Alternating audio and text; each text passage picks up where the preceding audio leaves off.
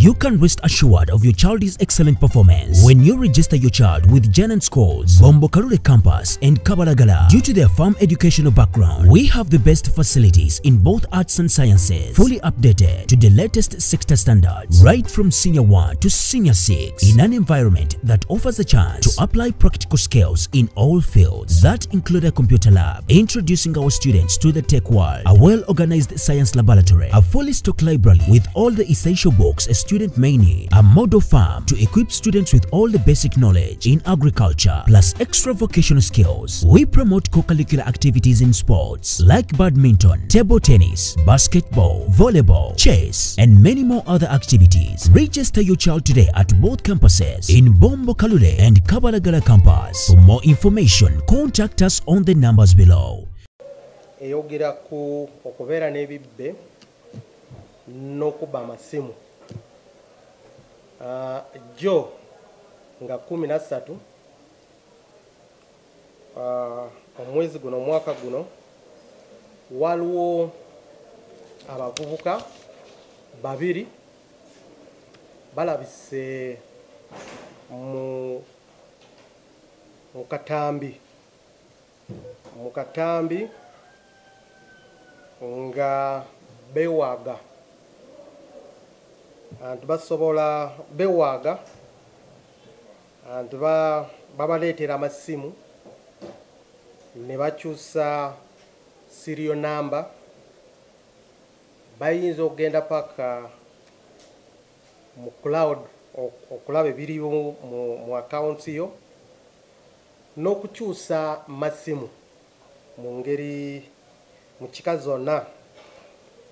Abavubuka bano bamaze okwewaga ne bateeka akatamba ako mu mutimbagano netandika okusaasanya abantu ne bagamba nti kiki kino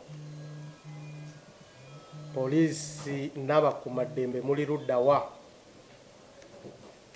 nga abavubuka beewaga nti bo be babba amasimu ne babatwalira. Ffe ng'abakuumaddembe ne tusitukirawo ne tutandika okukola ogwaffe.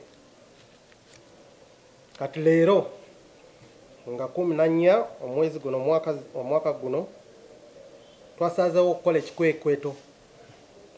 Mu kikwekweto kino ne tukwatayo omwami gwe bayita Guma Saviour alina emyaka 19, muyizi mu ntendekero oba mu ssomero mu college eya Uganda Institute of Information and Communication Technology awo Munakawa, ate nga ye asoma course gy'asoma kya National Certificate of Information and Communication. Registration oba namba ye musomero ye 2023/NCICT/DAYN/2056. Oyo Guma Saviour twamukute katali mu ngalo zaffe. Munne eyabadde akukwata obutambo obwo mukwano gwe naye twamukute ali mu ngalo zaffe.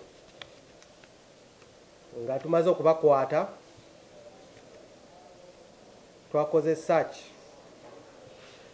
twabasanze nga balina simu 2, balina laptop, balina ne flash disk emu. Eyo ebintu gye twasanze nabo.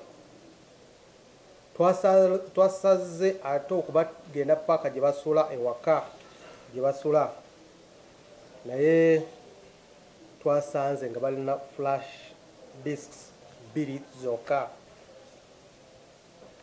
Nga tumaze okubasooya ebibuuzo bo ne bakakasa ne bakkiriza nti bo be bakoze ka vidiyo ako bo katamba ako naye nga badde baagala